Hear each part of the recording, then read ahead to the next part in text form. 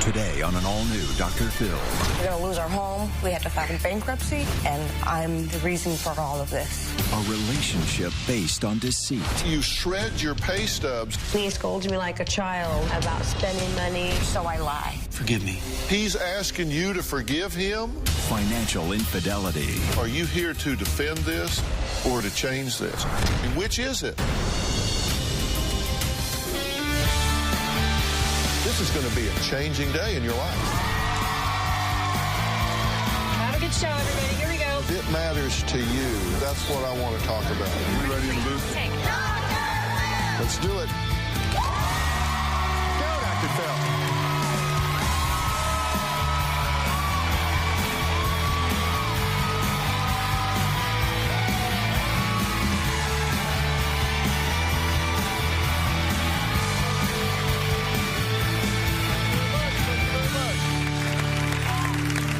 Okay, think your husband or wife is telling you the truth about your money situation? Think again. According to one recent study, 1 in 3 people admitted to lying about money. Okay, now I want you guys to remain standing. All of you back there, sit down. That means that this many people in the audience may be guilty of financial infidelity. Now, not necessarily you guys, of course, but not necessarily not you guys. My first guest, Christine, says she feels like she has to lie to her husband, Tom, about money. In fact, she told him so many lies, she just can't keep track of them anymore. Take a look. I've been hiding money from my husband. I've been lying to him about it. I have to lie to my husband because he's like a dictator. Christine's lying makes me feel betrayed and deceived. He only gives me enough money for what he thinks I need. My husband still thinks you can go to the store and buy a loaf of bread for 25 cents. I have to be very strict with Christine about money because if I give her a little bit of rope, she'll take a mile. I know what I'm doing is wrong, but I still do it anyway because I want to do what I want to do. I do feel like I'm dealing with a 6-year-old when it comes to my life. When he sits me down and scolds me like a child about spending money, it pisses me off and makes me want to go out and spend more money. When I catch Chris in a lie, she kind of gives you that glazed over look when you actually start talking numbers. She draws 1 paycheck a month. I don't get the stub, and I get a slew of excuses of either where the stub is gone or where the money's gone. I am so absolutely tired and frustrated that if she doesn't want to change, I'm going to walk from it all. I'm afraid when Tom finds out what I've done, he's going to leave me. Okay, now, this show is entitled Financial Infidelity. And it's titled that because I think that betrayal at any level is infidelity. You're being less than faithful to your partner, whether it's about money, relationships, or whatever. Are you guilty? Yes, I am. At this point, you want to be here. You want to come clean. I can't take the pressure from it anymore, so yes. It's too hard. Why? What's the pressure on you? Is it guilt? Is it fear? What is it? It's guilt. It's fear that he'll leave me. I can't keep track of one story after another. We're going to lose our home. We had to file bankruptcy. I mean, all these things are my fault. And I know I'm the reason for all of this. Well, Christine told my producers that Tom only knows about 5% of what she's been doing with the money. Are you ready to learn the rest of the story? I'm ready to learn now, yeah. Let's take a look. I've told lies upon lies, and I can't keep track of the lies. I don't know where to stop. Every month, Tom wants my pay stub. As soon as I get it, I shred it, and I make up an excuse of why I don't have one. When I get my paycheck, I take what I need, and I put the rest of the money into our joint account, so it looks like I'm depositing my check. When I go to the grocery store, if I spend $65, I'll pull an extra $40 to $80 almost every time and pocket it. I just tell him that's how much the food costs, and I don't have a receipt. My husband has no idea that I do that. Once a week, I go to the gas station, pump up the gas tank, and when I'm done, I put an extra 20 or 30 on the debit card. I don't like lying to Tom about the money thing, but if I don't, then I won't have any money.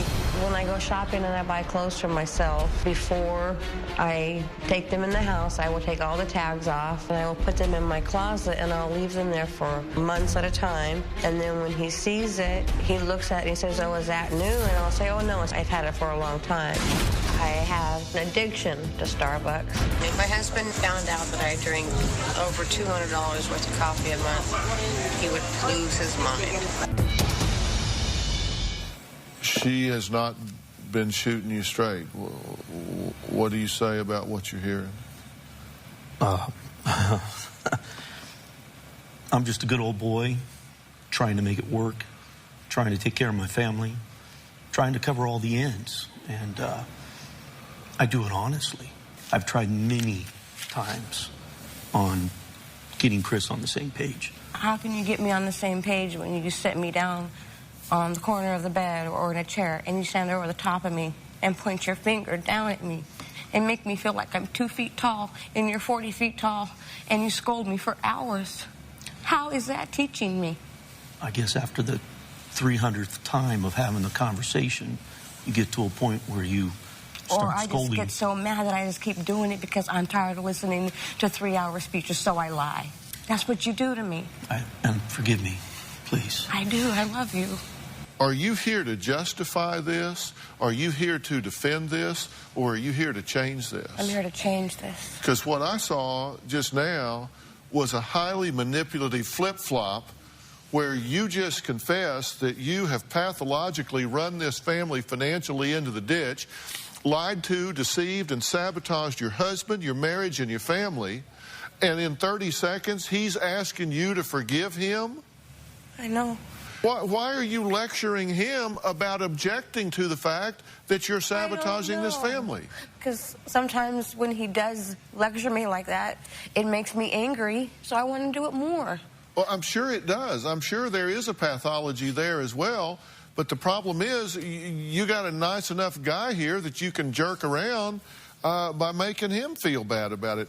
The stuff that you lie about that you spend money on is not even stuff that you should have to lie about, spend money on. With him, it is. Because if he doesn't think you need it, then you don't get it. And if a mortgage needs to be paid and I'm going to come short, that's not the time to go buy groceries 2 weeks prior. We raised how many girls? Okay, look, there are marital issues here. No question about it. Am I saying that he is reasonable about this, that he handles this in the right way, that he has the appropriate communication pattern? I'm not saying that. That's a marital issue. We can get to that when we get through the deceptive issues, because if you don't deal with this deception, these lies, this sabotage, there is no marriage. I love my husband. I love my family. We have 5 beautiful children, 4 grandchildren. We have life, and I have ruined it. I have taken us into bankruptcy. We're about to lose our home because of I can't stop, and I don't know how to make it stop, and I want to make it stop. A minute ago, you were saying, no, I'm doing this because I have no choice. You say he would charge me for a tear rolling down my face. You say he's unreasonable. He doesn't get it. You have to have certain things, and you have to lie to get them, or you wouldn't get it. And then you're saying, no, I'm sabotaging the family and have run us into bankruptcy. Which is it? I think it's both. He's over here. I'm over here. We need to be in the middle somewhere. He at least is being honest with you, and you're not being honest. Trying to and now. When you lie, it overshadows everything else. We got to take a break. When we come back, there's one more money secret that Christine hasn't told Tom about. We're going to find out what that is, get it on the table, and then I'm going to tell him what I think needs to happen here. We'll be right back.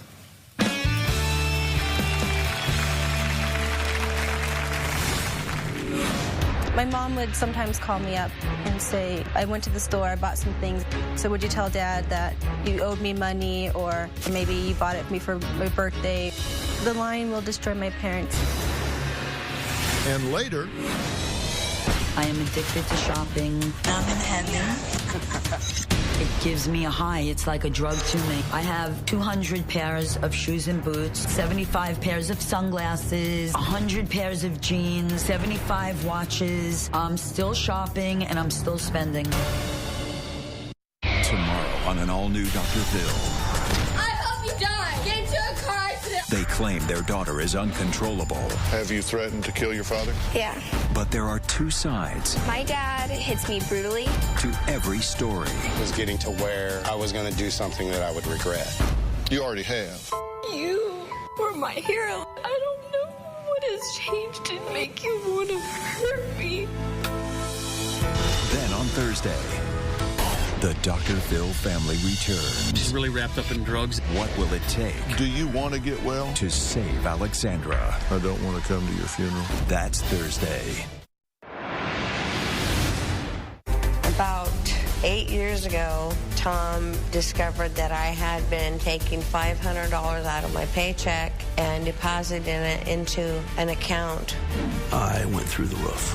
Now I have proof. The money just isn't disappearing. It isn't going away. It's actually being taken. Well, that was Tom and Christine talking about her setting up a hidden savings account. Now, before the break, I said there was one more secret that Christine had been keeping from Tom. Let's just get it out there. Back in 2008, I received an $8,000 insurance settlement that he didn't know about, and I spent a good portion of it on Christmas. I bought Joni a real Coach purse for $300, and I told Tom that it was a phony. I bought an iPod for my youngest daughter. It was $250, and I told him that it only cost like $80 or $90. I sent my daughter 2 great big boxes full of gifts, and it cost me $110 just to mail everything. I bought some really nice Egyptian cotton sheets, and Tom crawled into bed one night and said, "Oh, these sheets are really soft. Where'd you get these?" And I said, "I bought them at Target." And I just kept spending it, and he never knew I had it. So you went through $8,000, Yes. right? How do you feel about that? That sucks. I'm out eating beans and rice on the road and trying to make the bills. You've separated twice over this, right? Over the money issue. Yes. I thought that by getting Chris out and making her grow in the world and making her understand maybe without my help how difficult it really is. So I did everything I could to make her grow without being a father figure to my wife. I'm no saint by any means, but I'm trying to make it work. Well, as I've said many times, I don't care how flat you make a pancake, it's got 2 sides. But we have to make a decision here. First off, money is math. People talk about this sometimes about, they say, well, you shouldn't spend money on what you want. You should just spend money on what you need. And I disagree with that. You don't spend money on what you want. You don't spend money on what you need. You spend money on what you can afford. And somehow or another, you've decided that you're just going to pretend that you have money that you don't have because you feel a need to spend it. And you say he's being a tyrant. If you don't have the money, it's math, not magic. You don't have the money. Do you feel like he's standing over you and lecturing you now for 3 hours? Yes. Well, you have to decide that you either want help or you want to be rebellious. Because you are overly oppressive, so she is rebellious. I mean, you get what you give. I mean, you do have a parent-child relationship here. You clearly say, I don't want to be like her father. Well, then quit acting like it. I mean, you got to partner with her. But if you stand there and lecture her like she says I'm doing, then you're going to get rebellion. And that's what's working. You're not working together on this thing. Now, Christine's daughter, Joni, is the one who wrote to me. You didn't write. No. You didn't write. Your daughter wrote. And she wrote about your lying. She says that Christine's been lying about money for as long as she can remember. Take a look. The biggest concern I have with my mom is that she lies to my dad. She lies about money, how it's being spent. She hides it. I don't like seeing my dad struggle. My dad's always been a hard worker, and so now that he's getting older, he should start retiring and enjoying life. But then here's my mom who takes advantage of my dad. She has used me as excuses. My mom would sometimes call me up and say, I went to the store, I bought some things. So would you tell Dad that you owed me money, or maybe you bought it for me for my birthday? The lying will destroy my parents. I'm worried that they will divorce and my mom will be living with me. And this pattern that we're talking about here with your mother dates way back. You know, as kids, we all went to private school, and you wanted to keep up with all the kids around you. And so you want the new tennis shoes or the new clothes, or, you know, you want to keep up. And we couldn't afford it, so my mom would just buy it for us, and we were not supposed to tell Dad. And so that's how it started. I got to make them happy, and that's buying them what they need, or buying not what they need, what they want, makes them happy. Then maybe they'll love me more. I found the Lord a few years ago, and I bit into that loaf of bread. I softened. You softened, but you still won't open up your wallet. I have. But Mom doesn't have everything. any. I've given everything. He opens up his wallet, but he doesn't have any to give you because you take it. That's why you can't go out. That's why I took it, Joni, because I couldn't get it from him. Yeah, but you could have it if you didn't take it. No, I couldn't, Joni. You didn't know. You weren't there. You didn't hear the fights that I would have to go through just to go to the grocery store when you guys had to have lunch in your lunchbox. You weren't there for the fights that I had to go through for hours, Joni, for hours just to get the money. So don't tell me that if I wouldn't have taken it, it would have been there, because you don't know. I'm not talking about that, right? The past like that. I'm talking about now. You can have the shoes, the clothes, what you want, if you would just live in the budget. Joni, when the financial problem started, he said that he would give me so much a week. And then after a few weeks, that stopped. Is it because the money wasn't there, maybe? No. Where was the money, baby? I don't know what you do with the money, Tom. Baby, I send it home. No, you don't. You put it in an account, and you pay everything on the phone, and I'm not allowed to even go to the bank and look at it unless I get permission. I can't even go to the store and buy we have grandkids that live with us. I can't even go to the store and buy a gallon of milk. The mother for Emma. The mother can't afford it, and you know that, so don't bring her into it. That's not the point. The point is, I have to ask you to buy milk, and I shouldn't have to. This is actually good. Go ahead. We're going to take a break. Now that all of the lies are out on the table, and I trust that they are, we'll verify that when we come back. What do you do about this? Where do we go? I think it's time for some reality here. We'll be right back.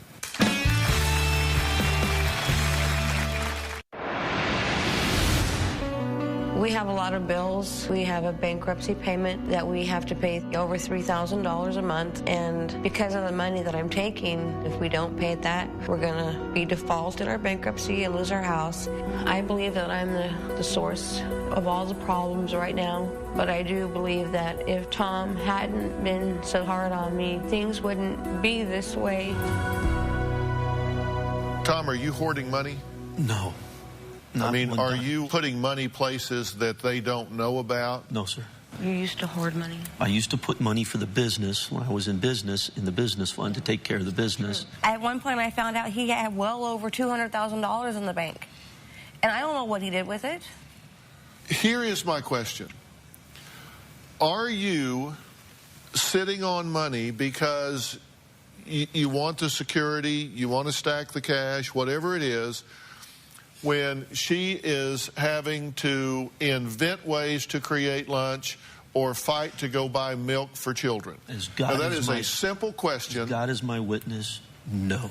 So at this point, you're not of the opinion that there's some pot of gold at the end of some hidden Tom Rainbow while you're out there scraping and scratching around? No. Are you mad at him because he's not wealthy? No. Do you think he's lazy? No, he's the hardest working man I've ever known. Okay, so he does what he does and he makes what he makes. It is what it is. You say he won't open his wallet. It doesn't do any good to open the wallet if it's empty. You hear what I'm saying? He cannot give you what he does not have, and you can't steal what isn't there, or you wind up bankrupt, which is exactly where you are. You didn't steal from him. You stole from the credit card companies. You stole from the people that you didn't pay back. That's who you stole from. What you have to decide is that you two are going to just go open kimono on all of this stuff. Whatever it is, it is. That's why I'm here. You're going to put it on the table, and there's going to be accountability. And if you don't have emotional integrity, then you need to get out of this relationship and protect yourself. Because you have to decide it is time to step up and grow up and deal with reality. And let me tell you how easy this is. You just stop lying. And you stop blaming her because milk and bread cost what it cost. But you have to be willing to say, you know what? I will do whatever I have to do to be accountable here. Well, that's why I'm here today, and this is the hardest thing I've ever had to do. I mean, look, I'm admitting to my family. I'm admitting to all these people that I don't know, and you know how embarrassing that is? Because I'm a failure, but I'm up here and I'm saying, I want help. I love this man, and I don't want him to leave me when we walk out that door. Are you going to walk out of here and divorce this woman? Absolutely not. Are you going to plug in and try to work this out? Absolutely. Okay, then you've put it on the table, and so he's saying, all right, I will continue to work on this, but you have to stop transgressing. You have to stop this. And you have to include her. You have to partner on this money and figure out, here's what it costs. When we do discuss money and do a budget or whatever, I feel that he doesn't, I don't feel like I'm included, I feel like I'm told. But you're like letting the fox in the hen house. I wouldn't let you around the money if I was him. That's not what I'm saying. Seriously, you say he doesn't include you? No, I understand that. But what I'm saying is he's telling me, you know, instead of saying, hey, you know, do you need this or do you need that? He's telling me. I'm not included. And that's why I've done everything I've done, because I've never been included. No, that's not why you've done everything you've done. You've done everything you've done because you chose to lie and deceive instead of negotiate. And you may need help negotiating, and I will get you some help negotiating. I am going to get you a financial planner. I'm going to get somebody that will sit down, that understands the price of everything, is going to look at what you have after tax, and is going to tell you what you can afford to do and what you can't, what is reasonable and what you can't. I'm going to get you a financial planner that is going to sit down and work this out for you. Thank you. You got to start partnering here and stop lecturing. I understand. Because it's not working, is it? No, it's not. Because what you're doing is you're just teaching her to lie. It's like, you know, I'd rather tell him what he wants to hear instead of listen to it.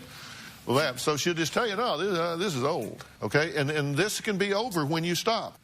And it is so freeing to stop lying. Don't you want to be free of that? Yeah. So he can look, because let me tell you, I can tell you from spending the time I have with him, you tell the truth, you play this straight, he will forgive you for what's happened so far. I do, baby. And you've got a partner. All right, next, she shopped herself into debt and out of marriage. So why is she still shopping? We'll be right back.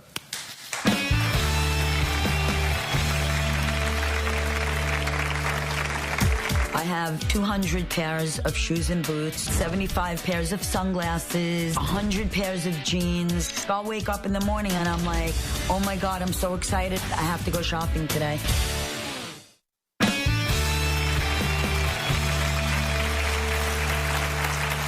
Well, we're talking about financial infidelity. Now, Debbie is a self-confessed major shopaholic who admits that her spending habits have contributed to the failure of her last marriages. Now, her boyfriend Ron says he's just going to be gone if she doesn't get her shopping under control. Take a look. I am addicted to shopping. I'm in heaven. It gives me a high. It's like a drug to me. I have 200 pairs of shoes and boots, 75 pairs of sunglasses, 100 pairs of jeans, 75 watches. I'm still shopping and I'm still spending. I find myself in the stores shopping almost on a daily basis. Oh my God, these are so cute. I might have to have them. Where's all this money coming from? She's spending ridiculous amounts of money on unnecessary items. She should be spending it on heat. She should be spending it on rent.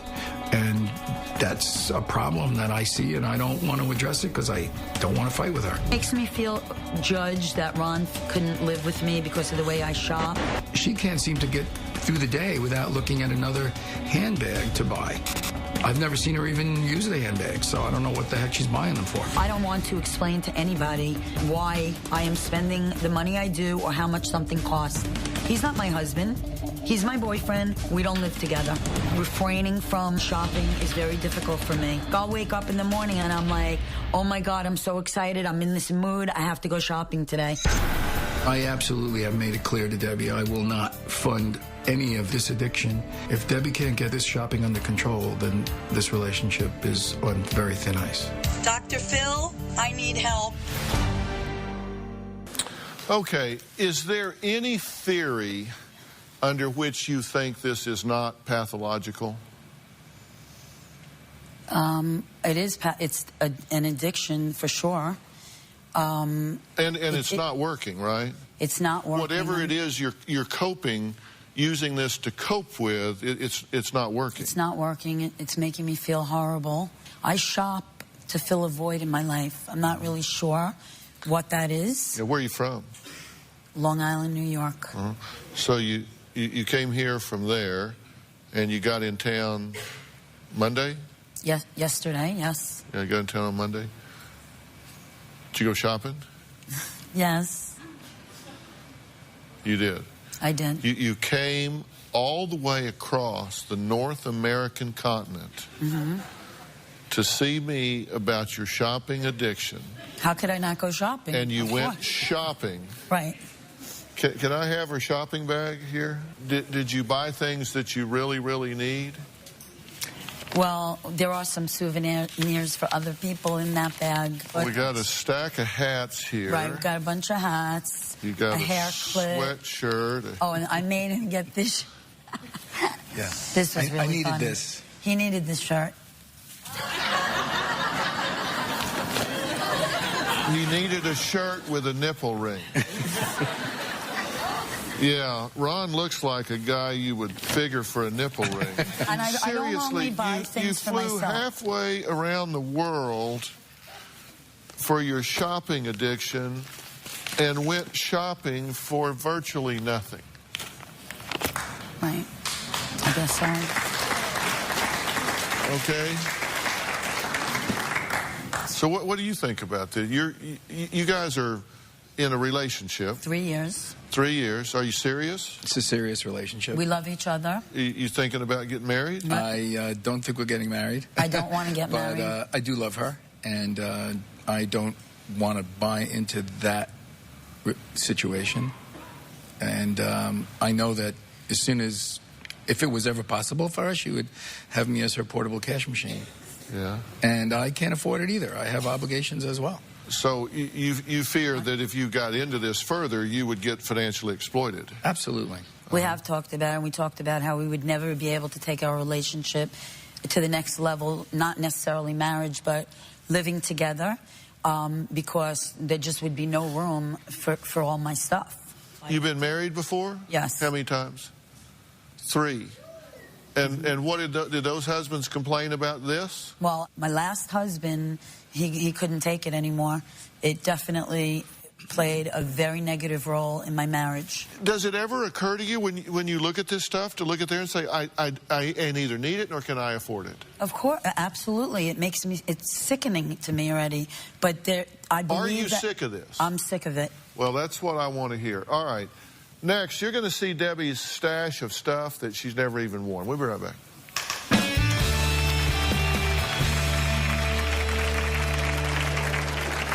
The longest time I've actually gone without shopping was probably a few days, and I actually felt like I was having withdrawal symptoms. If I had a choice between buying some food to prepare a great meal or buying another designer handbag that I don't need, I would probably go with the designer handbag.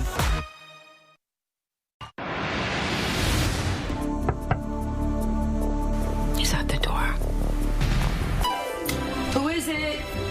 I just received a package from one of my online shopping sites that I visit on a daily basis, and let's see, what is it? Oh my God, it's a really cool dress. Oh my God, I love it. I'm gonna wear it this weekend. This is really cute. I feel really excited that I just got this. It makes me feel really happy, and I can't wait to wear it and show it off. Okay, now that wasn't a setup. We were getting ready to do an interview with you, and perfect timing. There's a knock on the door, and they're delivering something you bought. Right. Okay, so I assume you wore that all over the town that weekend. Haven't worn it yet. Well, you just said you're going to wear it and show it off. You're so excited. I have this. I can't wait to show it off. Well, I thought I was going to wear it, but I didn't wear it. So you didn't wear it, but you were excited when you got it. Right, like I am when I go shopping. Yeah, I mean, look at the smile on your face. My God. All right, Debbie says she has at least 100 things that she's never even worn. Let's take a look at the scope of what we're talking about. You can start with my closet. This is actually a vintage Louis Vuitton handbag. This is a Gucci bag, never used. It was $600. In here is my sunglass collection. These are a pair of Dior sunglasses, never worn. All of these purchases here I have not even worn yet. I own probably about 50 belts. A lot of them still have the tags on them. I hardly ever wear any of the shoes. Gorgeous, very expensive shoes. They're dusty because I haven't worn them. These are the more expensive watches. Cartier, True Religion jeans, price tags on them. Juicy Couture, $264. It's too overwhelming for me and too hard to handle, like just going through this. I can't even like look at all of it. It's like too much. Okay, you have. We made a list. 350 shirts, 200 pairs of shoes, 100 handbags, 75 pairs of jeans, 75 jackets, 75 watches, 75 pairs of sunglasses, 60 belts, 20 dresses, 6 digital cameras. You have 100 items with tags still on them that you haven't even taken the tags off of. Some of those that still have their tags on them were True Religion jeans for $245 for a pair of jeans.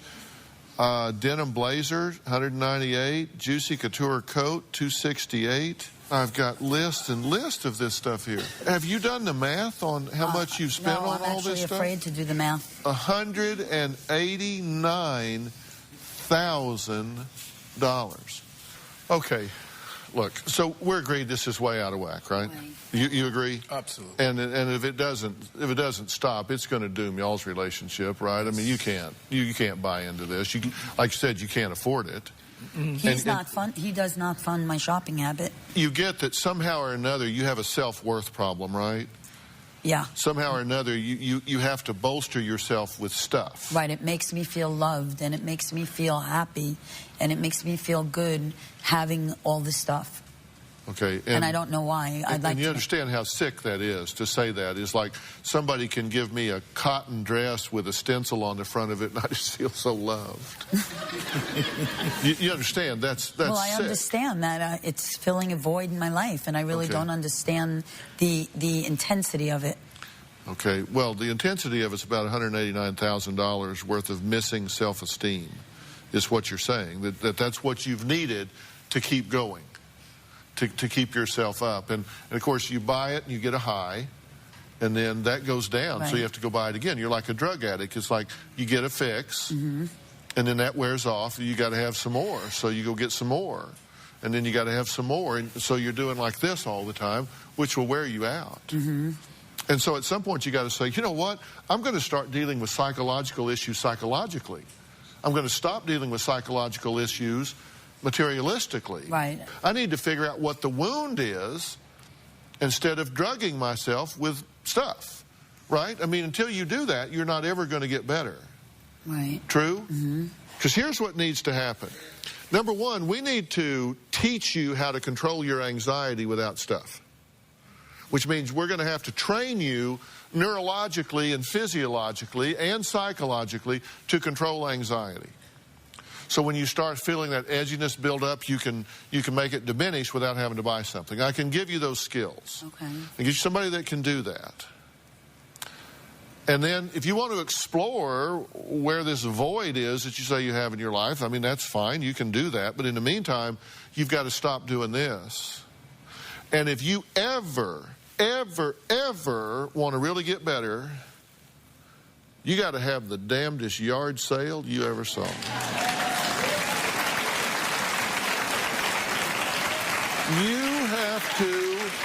You have to completely detach from all of this stuff.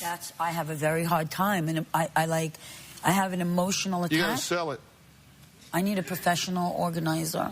You need to sell it. You got 100 items there, probably totaling $10,000, $15,000 that you can take back and get the money for. The other stuff you need to sell, whether you do it on eBay or the yard or the garage or whatever. You need to disconnect and get away from that stuff as defining you. We'd have a big old sale, and I'm going to get you somebody to help you with that if you're willing to do it. I guess I'm willing to do it. It's going to be very traumatic for me to let a lot of these things go. Well, I'm going to give you some skills to handle that with, and then we're going to have a big old sale. Sounds like fun, I guess. Yeah. And so, stay tuned. We're getting ready to have a big old sale out in Long Island. You're going to be getting some really good stuff that's going to go to a really good cause. You. Yeah. You. All right? Next, I'm putting my studio audience to the test to find out who is guilty of financial infidelity. We'll be right back.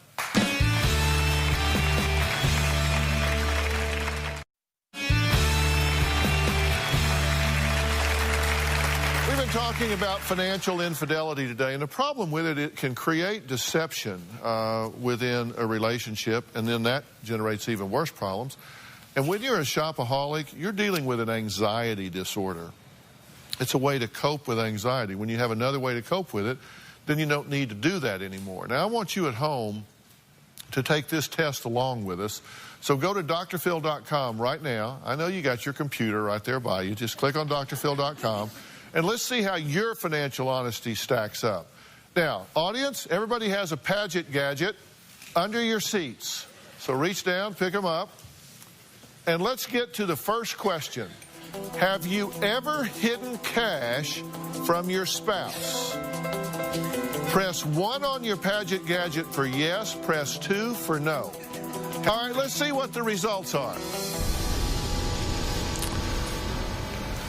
44% say yes, 56% say no. Huh. Very interesting. Very interesting.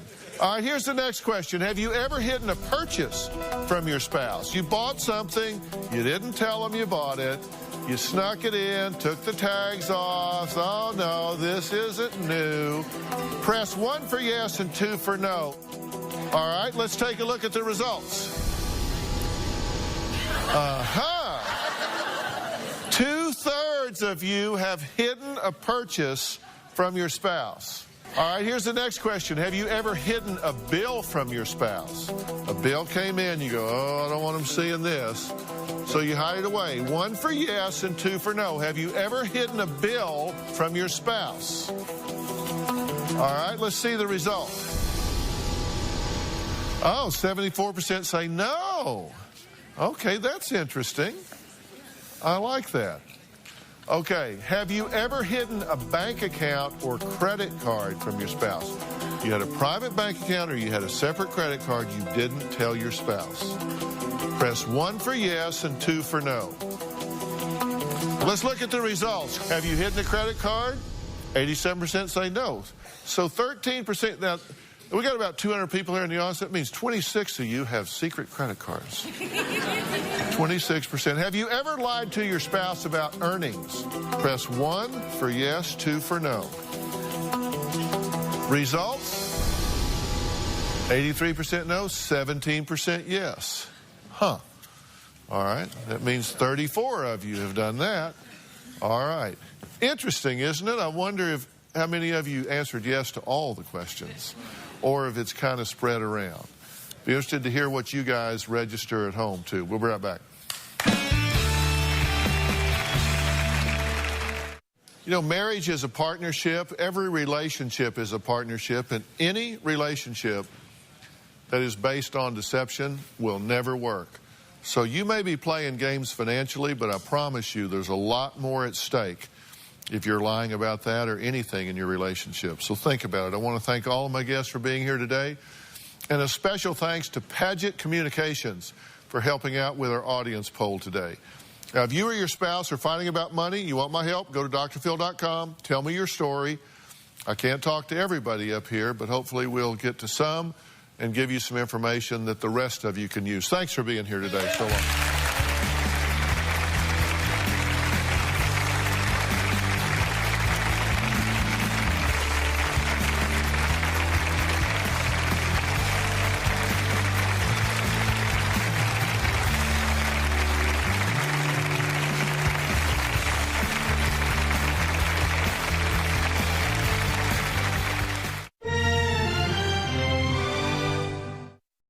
Today on an all-new Dr. Phil.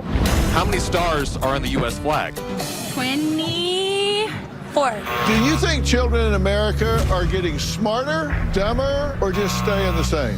What state is Utah in? Canada. I was told to teach my class at a third grade level at 6th grade. There is really a sellout going on. Almost like a cover-up within the education system itself. Let's do it.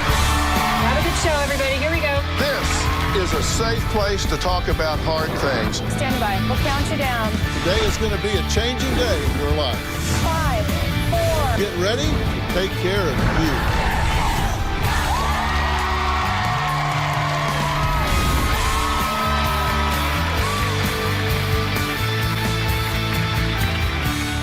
This is a very important question today. Do you think children in America are getting smarter, dumber, or just staying the same? What do you guys think? You think